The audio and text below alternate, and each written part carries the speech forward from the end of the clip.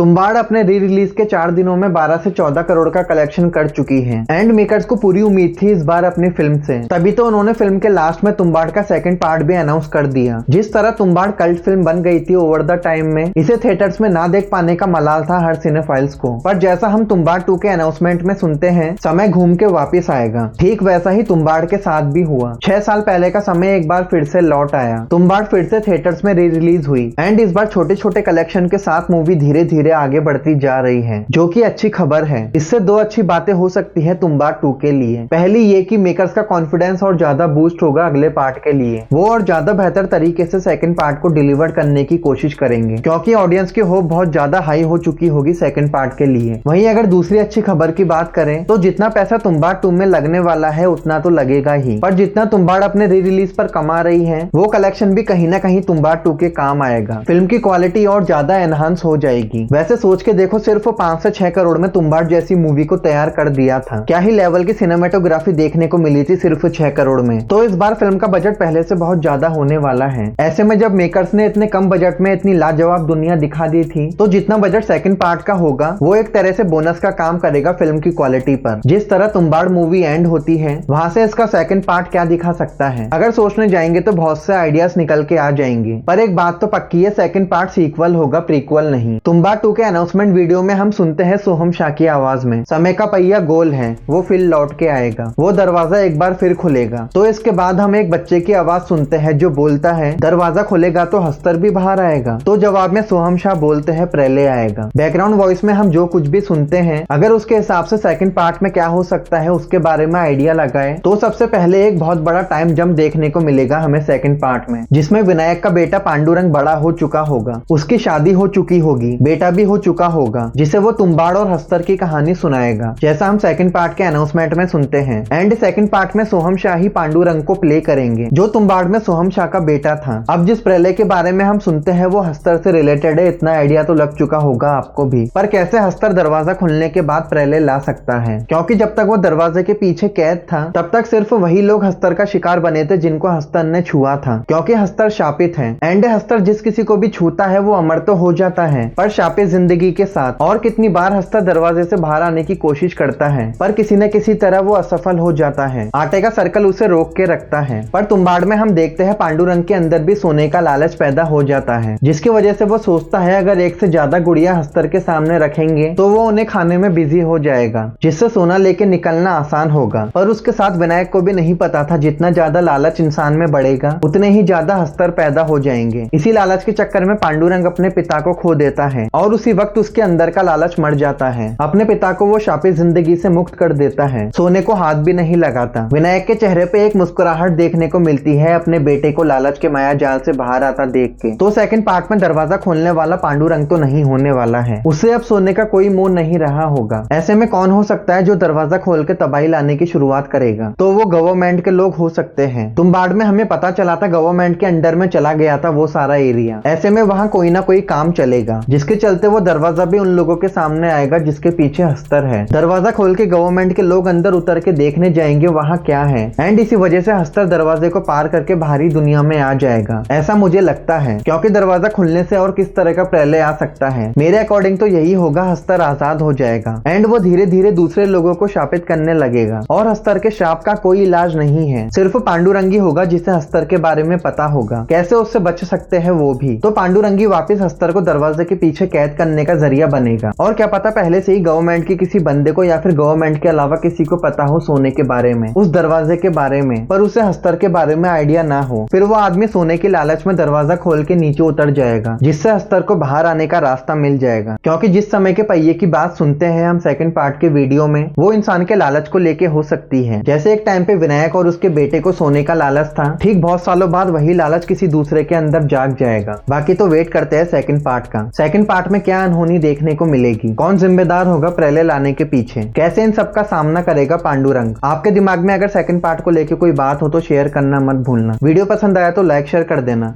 Till then take care, bye.